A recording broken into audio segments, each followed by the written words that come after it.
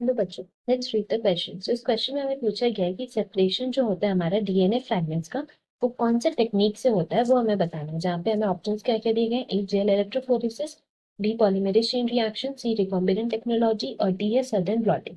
सो अगर हम बात करते हैं इस क्वेश्चन की कॉन्सेप्ट की, then it will be separation of DNA.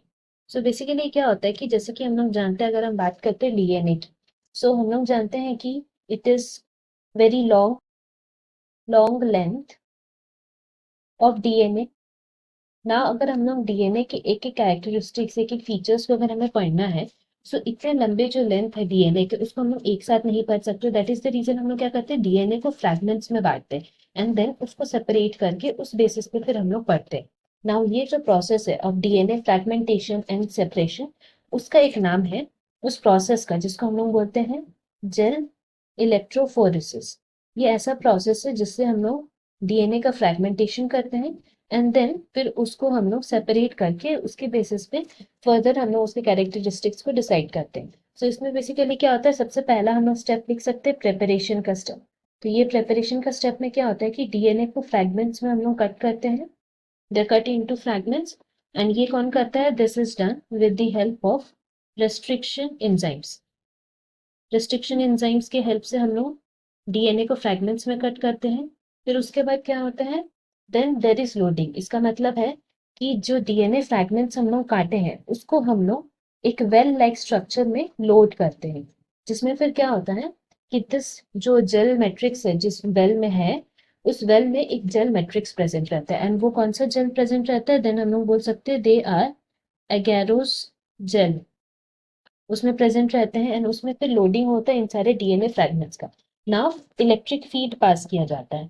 सो इस इलेक्ट्रिक फीड में हम लोग बोल सकते हैं कि जैसे हम लोग जानते हैं डीएनए जो है दे आर नेगेटिवली चार्ज्ड, तो उसी वजह से उसी बेसिस में हम लोग बोल सकते हैं कि उनमें जो फॉस्फेट बैकबोन होता है दे आर नेगेटिवली चार्ज, जिसके वजह से फ्रैगमेंट्स मूव करते हैं towards the positive electron. Now इसी बेसिस पे हम लोग बोल सकते हैं कि सेपरेशन फिर होता है हमारा। दैट मीन्स बोल सकते हैं कि जो स्मॉलर फ्रैगमेंट्स है वो डाउनवर्ड्स चल जाते हैं एंड जो बड़े फ्रैगमेंट्स है वो ऊपर ही रह जाते हैं, वो फास्टर मूव कर जाते हैं स्मॉलर वाले। तो इस वजह से क्या होता है कि साइज के बेसिस पे वो सेपरेट होता है। एंड एट लास्ट हमारा प्रोसेस होता है विजुअलाइजेशन का, जिसमें हम लोग बोल सकते हैं कि during this process what happens basically is that जितना भी रन कंप्लीट हो जाने के बाद सभी डीएनए फ्रैगमेंट सेपरेट हो चुके एंड इन सबको फिर देखने के लिए एक डाई का यूज किया जाता है विच बाइंड्स टू दो डीएनए। एंड देन फिर हम लोग आराम से जो डीएनए फ्रैगमेंट सेपरेट हुए थे उनको अच्छे से देख पाते हैं। So this is the whole process of gel electrophoresis. इसे लोग बोल सकते हैं हमारा करेक्ट ऑप्शन ए है, that is gel electrophoresis.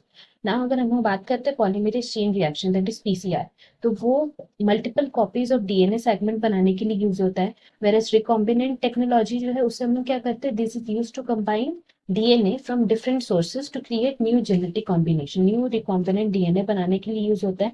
And lastly southern plotting की बात करें तो उसमें क्या होता है कि we use to transfer the DNA fragments from a gel onto a membrane for further analysis. तो वो जो पर्टिकुलर प्रोसेस होता है सिर्फ उसी को हम लोग ब्लॉटिंग बोलते हैं, लेकिन सेपरेशन ऑफ डीएनए फ्रैगमेंट्स का होता है जेल इलेक्ट्रोफोरेसिस में। Hence option A is correct. Hope you have understood it well. Best of luck. Thank you.